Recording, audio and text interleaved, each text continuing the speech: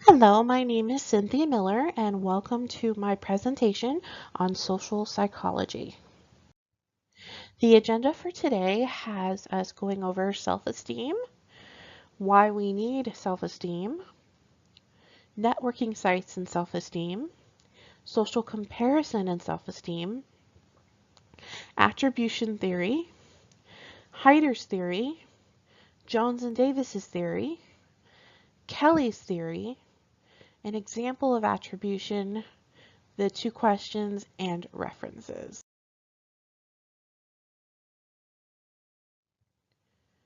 So first we are going over self-esteem, and it is defined as an effective component of the self consisting of a person's positive and negative self-evaluations. Self-esteem fluctuates in response to a person's successes, failures, and other life experiences. For example, the other day I had a really bad call, so my self-esteem was lower than it normally is, and it took a few days to build it back up.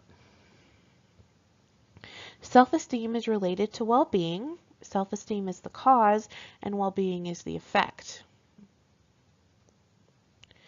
And an individual's self-esteem, whether low or high, usually stays the same from childhood to old age. So yes, it fluctuates, but you would normally have high self-esteem or low self-esteem. But longitudinal studies on the self-esteem of a population showed self-esteem decreasing from childhood to adolescence, increasing into and during adulthood, and decreasing again during old age.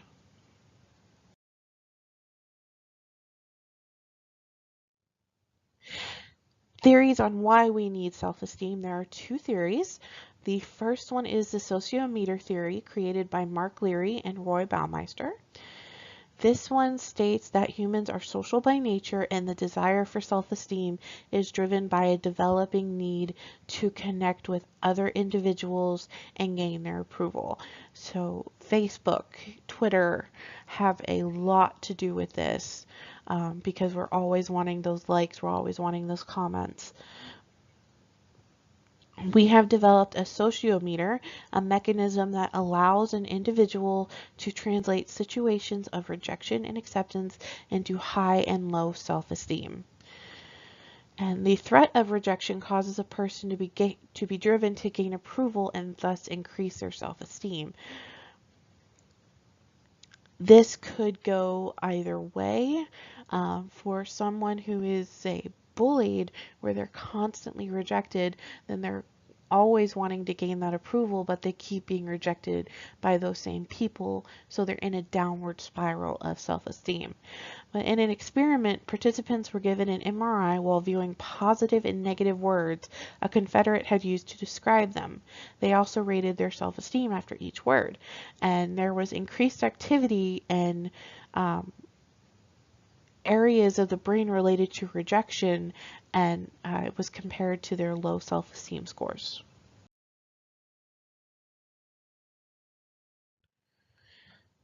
And there is also the terror management theory developed by Jeff Greenberg, Shane Solomon, and Thomas Pazinski. And this states that we are programmed for self-preservation and we fear our own death.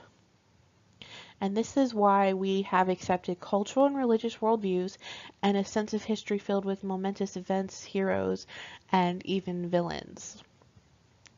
For example, a Christian accepting Christ, knowing that they can go to heaven, or the momentous event that humans were able to go to the moon and that we may be able to go to Mars.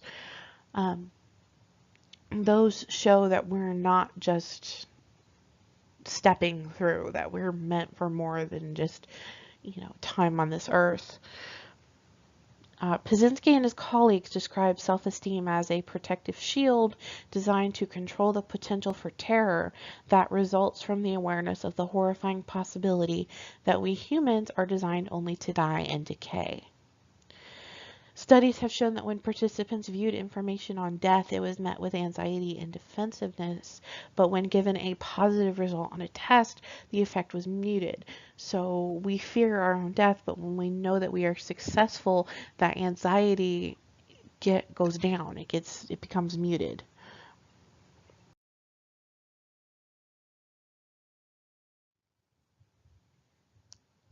Networking sites and self-esteem. Valkenburg and Associates conducted an experiment to address the consequences networking sites have on self-esteem. They hypothesized that social self-esteem would predict an adolescent's well-being, again, where self-esteem is the cause and well-being is the effect. They surveyed 881 Dutch adolescents between 10 and 19 years of age who frequented the friend networking site CU2. 45% of participants were male and 55% were female. They measured use of website, how many times a week they went to the website, how many times a day, and how long they were on the site each time. Frequency of reactions to profile, how often they got a response. Tone of reaction to profiles, was it negative or was it positive? Relationships established, how many friends they had, social self-esteem, and well-being. They found the participants' self-esteem was affected by reaction tone. Now, the majority of the people surveyed indicated that most of their reactions were positive, so thus their self-esteem and well-being were high. But there were people who did experience negative feedback, and they indicated low self-esteem and low well-being. For those receiving positive feedback, social networking sites could be a good tool to increase self-esteem. I know this just from my own experience. When I have low self-esteem, I head to Facebook to reach out to a group of believers who will help lift me up, and it does increase my self-esteem. But again, someone who is constantly trying to gain the approval of someone and is being bullied on social networking sites, this would greatly decrease self-esteem and well-being.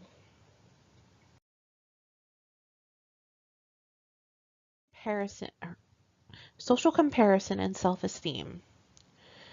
Social comparison is when an individual compares oneself to others, and we all do it. We are constantly comparing ourselves to a coworker, a fellow student, a friend. Festinger hypothesized that an individual has a desire to evaluate oneself, and he also hypothesized consequences to social comparisons. For example, a high school tennis player comparing herself to Venus Williams would feel worse than when she would compare herself to another tennis player in her high school.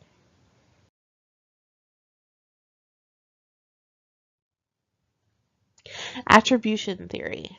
It's defined as the theories that help explain the causes of behavior. Why do we do what we do? There is personal attribution, which is the internal characteristics such as emotions, personality, and effort. And there's situational attribution, which is external characteristics such as other individuals, tasks, or luck. Why does John play the lottery? Because he thinks he's lucky. Why does Sally want that promotion? Because she thinks she has the effort.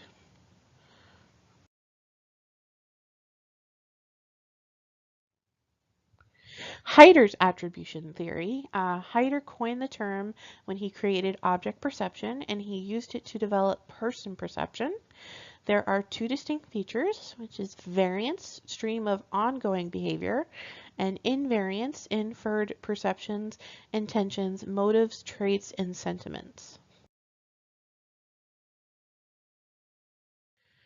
Jones and Davis's attribution theory, they developed the correspondent inference theory, which predicts people will infer whether an action is a result of a trait. Am I donating money because I am nice? So am I doing what I'm doing because of my personality? These inferences are made using three factors. Person's degree of choice. A chosen behavior is more informative than a coerced behavior. My guess would be because it's more believable. For example, with that bad call I had to make, I was told to tell her no, even though I agreed with her. So I was less believable in it. Expectedness of behavior, an action that differs from the norm, explains more about a person than when the action is expected. Again, I work with several Christians. I work with Christian customers, Christian coworkers. It is expected, at least of us working there, to impose grace and mercy and love on on our customers. But when a customer yells, it says a lot more about their behavior when they would show grace and mercy on us. And effects or consequences. Acts that produce one outcome explain more about a person's motives than an act that produces several outcomes. Again, this bad call, she really just wanted this service and we couldn't give it to her, but she wanted the service for this one outcome. And it really showed a drive for her and really explained her behavior about what kind of person she was.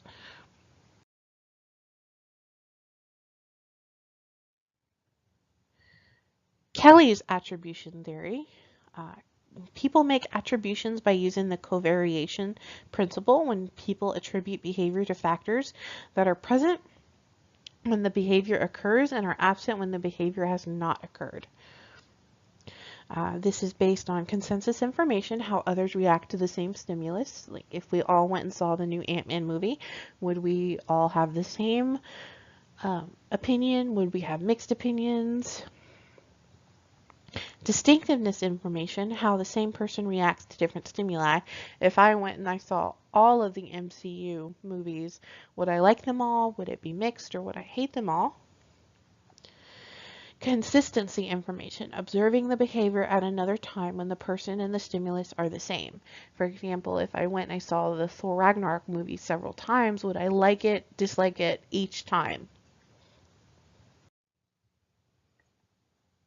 An example of the attribution theory is the study that was conducted by Lasniak and his colleagues on negative word-of-mouth communication on Consumer Reports and the causal attribution on negative word-of-mouth communication.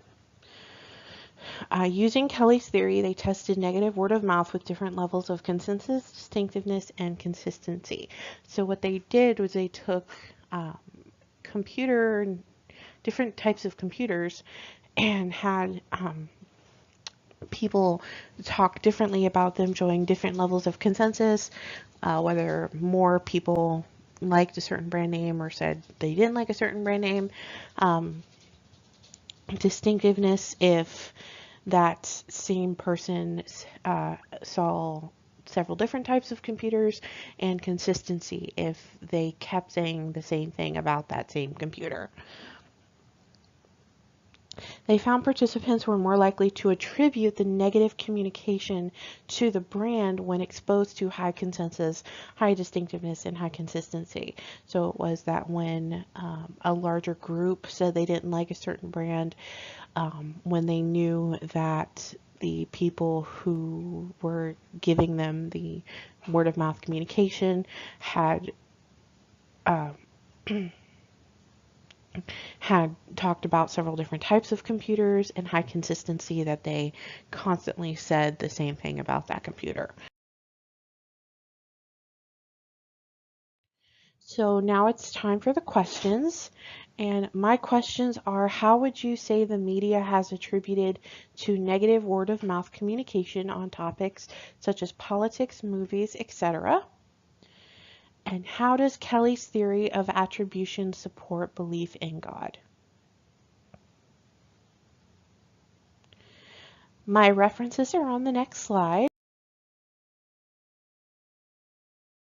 To your responses, and I look forward to your responses and to seeing what you all have to say in future weeks. Thank you and have a blessed week.